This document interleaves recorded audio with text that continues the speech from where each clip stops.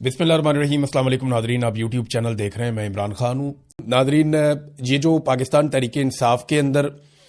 ایک عجیب سی کیفیت پیدا ہو گئی ہے نا، اس پہ چھوٹا سا ایک انالیسس بھی میں آپ کے سامنے رکھتا ہوں اور جو خبریں ہیں وہ بھی آپ کو بتاتا ہوں۔ عمران خان صاحب کا کیس بھی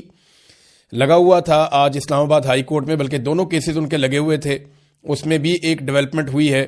اور یہ کیسز اس موقع پر دونوں اکٹھے کیسے لگ گئے اور کس طریقے سے یہ آگے بڑھیں گے، یہ بھی آپ کو میں ابھی بتاتا ہوں۔ اور پاکستان ایک بڑے عجیب و غریب سچویشن میں پھنس گیا ہے موجودہ رجیم کے ہاتھوں، اس سے پاکستان کیسے نکل سکتا ہے اور یہ حالات پاکستان کو کہاں لے جائیں گے۔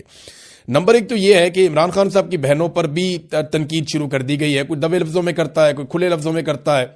کچھ آرٹیکل ان کے خلاف لکھوائے جا رہے ہیں، کچھ انہیں ڈکٹیٹر قرار دیا جا رہا ہے۔ دیکھیں، عمران خان صاحب کی جو بہنیں ہیں وہ صرف اپنے بھائی کے لیے جاتی ہیں ہر جگہ پہ، یہ بات سب کو انڈرسٹینڈ کرنی پڑے گی۔ ان کا پولیٹکس ہے، وہ دے ڈیم کیئر کہ جناب یہ جو پولیٹیکل پارٹی ہے پی ٹی آئی، وہ کیا کرتی ہے کیا نہیں کرتی، ان کے دماغ میں یہ ہے کہ ہمارا بھائی باہر نکلنا چاہیے، اس کے لیے وہ کسی سے بھی لڑائی کر لیتی ہیں۔ عمران خان صاحب جو بھی انہیں کہتے تھے، اب وہ بجائے یہ سوچے کہ اس کے نتائج کیا ہوں گے، وہ باہر آ کے بول دیتی تھی۔ لیکن اگر علیمہ خانم اور باقی لوگ پولیٹیکل ہوتے جیسے باقی پولیٹیکل لوگ سوچتے ہیں تو وہ باہر آ کر الفاظ کو تبدیل کر لیتے، لیکن جو عمران خان نے کہا انہوں نے باہر آ کر بالکل ویسے ہی وہ بات کی، اور پارٹی کے لوگوں نے شاید اس طرح سے بات نہیں کی۔ تو اب صورتحال یہ پیدا ہو گئی ہے کہ وہ کھل کر کہہ رہی ہیں کہ پاکستان تحریک انصاف جو کر سکتی تھی وہ انہوں نے نہیں کیا، اور یہ بات پاکستان کا سوشل میڈیا بھی کہہ رہا ہے۔ عمران خان صاحب کی پولیٹیکل پارٹی جو ہے، اس کی وہ اسٹرینتھ جو وہ شو کر سکتی تھی، جتنے بڑے پیمانے پہ لوگوں نے ان کا ساتھ دیا، جتنے بڑے پیمانے پہ لوگ ان کے ساتھ کھڑے ہوئے، اس طریقے سے وہ کام کر نہیں پائے۔ اور اس کے لیے اگر میں کہوں کہ سب سے بڑا قصوروار کون ہے، تو سب سے بڑی غلطی ہوئی گنڈا پور صاحب سے۔ گنڈا پور صاحب کو اعتماد بھی ملا، موقع بھی ملا، لوگ بھی بہت بڑی تعداد میں ان کے ساتھ چلے، لیکن گنڈا پور صاحب نے 2 مرتبہ ایسا کیا کہ پاکستان تحریک انصاف کے اندر جو ایک تحریک چلانے کی کیپیسٹی تھی وہ بہت بری طرح متاثر ہوئی۔ ابھی بار بار کوشش کرنے کے باوجود تحریک انصاف وہ کیپیسٹی اس طریقے سے دوبارہ بڑھا نہیں پائی۔ ہاں، ایک مومنٹم بنایا سہیل آفریدی نے اور وہ کچھ اور چیزیں کرنے کی بات کر رہے ہیں، لیکن کیا یہ ہو پائے گا؟ ایک طرف عمران خان صاحب کی بہنوں کے اوپر تنقید جو ہے وہ شدید ہو گئی ہے، وہ تیز ہو رہی ہے، اور پارٹی کے جو ذرائع ہیں وہ یہ کہتے ہیں، جو انٹرنل میٹنگز ہو رہی ہیں ان میں یہ طے کیا گیا کہ عمران خان صاحب کو مذاکرات کے ذریعے باہر لایا جائے، سڑکیں کوئی آپشن نہیں ہے۔ اب ایک سوال یہ پیدا ہوتا ہے کہ اگر یہ مذاکرات کرتے ہیں حکومت کے ساتھ تو کن شرائط کے اوپر مذاکرات کریں گے؟ دیکھیں، مذاکرات جب بھی کرنے ہیں تو شرائط تو عمران خان صاحب کی ہے، اور ان کی جو آخری 3-4 شرائط ہیں وہ میں آپ کے سامنے رکھ دیتا ہوں۔ ایک، وہ پہلے یہ کہتے تھے کہ آپ مینڈیٹ واپس کریں، اب وہ یہ کہتے ہیں کہ پاکستان میں نیا الیکشن کروائیں۔ دوسرا، وہ یہ کہتے ہیں کہ 26 نومبر اور 9 مئی کے حوالے سے آپ جوڈیشل انکوائری کروائیں، CCTV فوٹیج نکالیں اور بتائیں کہ کس نے یہ قتل عام کروایا، ان چیزوں کو آپ چیک کریں۔ تو یہ اتنے سخت مطالبات ہیں۔ اور ایک، وہ یہ کہتے ہیں کہ جتنے لوگ بے گناہ جیلوں میں قید ہیں ان سب لوگوں کو رہا بھی کیا جائے۔ پھر وہ عدالتوں کی بات کرتے ہیں، آئین کی بات کرتے ہیں، چلیں یہ تو بات کی چیزیں ہیں، لیکن ان شرائط کے اوپر کیا حکومت مان جائے گی کہ فری اینڈ فیئر الیکشن کروا دیا جائے؟ تو مجھے نہیں لگتا کہ یہ حکومت فوری طور پہ الیکشن کروانے کے موڈ میں ہے، ان کی حالت بہت خراب ہے، خاص طور پہ ان کا ہر فیصلہ عوام ناپسند کرتی ہے، اور یہ فیصلے بھی اسی طرح کے، کبھی جہاز لے لیتے ہیں، کبھی جھولے لے لیتے ہیں، کبھی گاڑیاں لے لیتے ہیں، تو یہ اس سے باہر نہیں نکل رہے، اور یہ دعوے کرتے ہیں عوام کی خدمت کے، اور صرف اپنے جلسے جلوس اور تصویریں، اس کے اوپر ان کی پوری پالیٹکس چل رہی ہے۔ گراؤنڈ کے اوپر انہوں نے غریب آدمی کے لیے کسی قسم کا کوئی کام نہیں کیا۔ اب عمران خان کی مرضی کیسے شامل کروائی جائے؟ دیکھیں نا، اگر پاکستان تحریک انصاف بات چیت کرتی ہے حکومت کے ساتھ تو عمران خان کی مرضی شامل کروانی پڑے گی نا۔ عمران خان کو کچھ ملے گا تو عمران خان صاحب کچھ دیں گے نا۔ عمران خان صاحب کو کیا مل سکتا ہے؟ دیکھیں، جیل سے باہر آنے کے لیے عمران خان صاحب کیا قربان کر سکتے ہیں؟ کیا وہ اس حکومت کو تسلیم کر سکتے ہیں اگلے 3 سالوں کے لیے کہ یہ حکومت رہے؟ تو اس کا جواب ہے کہ یہ تو مجھے تو سمجھ نہیں آ رہی کہ عمران خان صاحب یہ قبول کریں گے، کرنا ہوتا وہ پہلے کر لیتے۔ دوسری بات یہ ہے کہ عمران خان صاحب نئے الیکشن کے مطالبے سے دستبردار ہو جائیں گے، یہ بھی مشکل لگتا ہے۔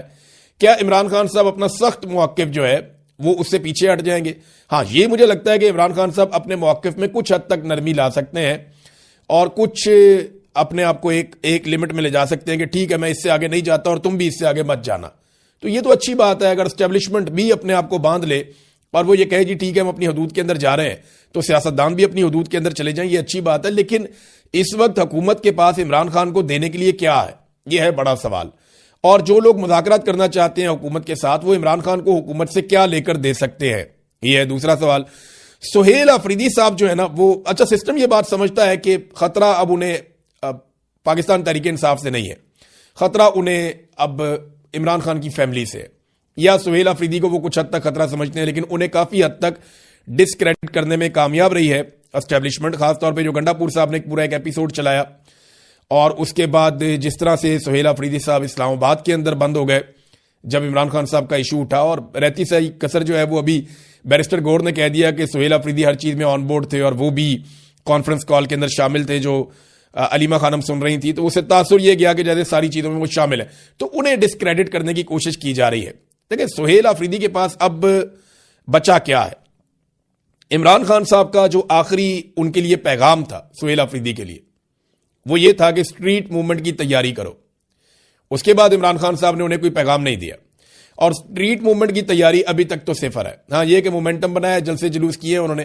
وہ تو عمران خان کا نام لے کر آپ جب بھی پاکستان میں جائیں گے جو بھی وزیر اعلیٰ ہوگا وہاں لوگ نکل آئیں گے, لیکن اسٹریٹ موومنٹ کے لیے جو ٹیکنیکل تیاریاں ہیں وہ ابھی تک نہیں کی. اور اب وہ کہتے ہیں جی وہ ایک تیاری کرنے جا رہے ہیں, اس کے لیے بھی انہیں کافی رکاوٹوں کا سامنا کرنا پڑے گا. دیکھیں سہیل آفریدی کو یہ دیکھنا پڑے گا کہ یہ جو پرانے تجربہ کار سیاست دان ہیں یہ ان کو اپنی طرح کا بنا لیں گے تھوڑے عرصے میں, اور ان کا امیج بھی ان کی طرح کا ہی بن جائے گا. اب انہوں نے یہ سوچنا ہے کہ وہ عمران خان کے نظریے کے مطابق پبلک کے ساتھ کھڑے ہوں گے یا اسٹیبلشمنٹ کے نظریے کے مطابق اپنے پرانے اور تجربہ کار سیاستدان ساتھیوں کے ساتھ کھڑے ہوں گے, یا اس کے بیچ میں کوئی بیلنس کریٹ کرنے کی کوشش کریں گے. یہ آپ کو آہستہ آہستہ ساتھ ساتھ پتہ چلتا جائے گا. اب آ جائیں عمران خان صاحب کے کیسز کی طرف. تو ایک کیس جو لگا ہوا تھا ہائی کورٹ میں القادر یونیورسٹی والا, اب دیکھیں کتنی لمبی تاریخ تھی, ذرا اس کا ٹائم لائن تو چیک کریں نا, یہ کیسز کب سے عمران خان صاحب نے دائر کیے ہوئے ہیں اور کتنی لمبی لمبی تاریخیں دی جاتی ہیں. یہ دیکھیں جناب, یہ عمران خان صاحب کے خلاف جو فیصلہ ہے وہ آیا تھا 17 جنوری کو پچھلے سال, اور اس کے بعد 15 مئی کو جناب مقرر کیا گیا اپیل کے لیے, پھر جناب نوٹس کر دیے گئے, پھر 5 جون کو نیب نے مزید وقت مانگ لیا, پھر 11 جون کو جو بینچ تھا وہ دستیاب ہی نہیں تھا, پھر 26 جون کو نیب کے نئے پروسیکیوٹر نے 4 ہفتے کا وقت مانگ لیا تھا, پھر 26 ستمبر تک یہ کیس نہیں لگا, پھر پروسیکیوٹر کی طبیعت خراب ہو گئی, پھر 16 اکتوبر کو بینچ ہی دستیاب نہیں تھا کہ جناب کیس نہیں لگ سکتا اب, پھر 4 نومبر کو بشرا بی بی نے درخواست دائر کی, وہ آج تک لگی نہیں, پھر 14 فروری کو انہوں نے کہا جی کہ جلد سماعت ہماری کی جائے, درخواست دائر کی گئی, اور جناب یہ آج کے دن کے لیے مقرر تھی, اور اب 11 مارچ دوبارہ دے دی گئی ہے. دوسرا جو معاملہ ہے اس کے اندر اعتراضات لگا دیے گئے ہائی کورٹ میں رجسٹرار کی. اعتراض کیا جی, یہ زیر زبر کی غلطی ہے, یہ نقطہ یہاں کیوں نہیں لگا, یہ چیز یہاں کیوں نہیں لکھی, یہ اوپر آپ نے فلیگ کیوں نہیں لگائے ہوئے, جو بڑے عجیب و غریب قسم کے اعتراضات لگا دیے گئے جو نارملی اس قسم کے کیسز میں نہیں لگائے جاتے.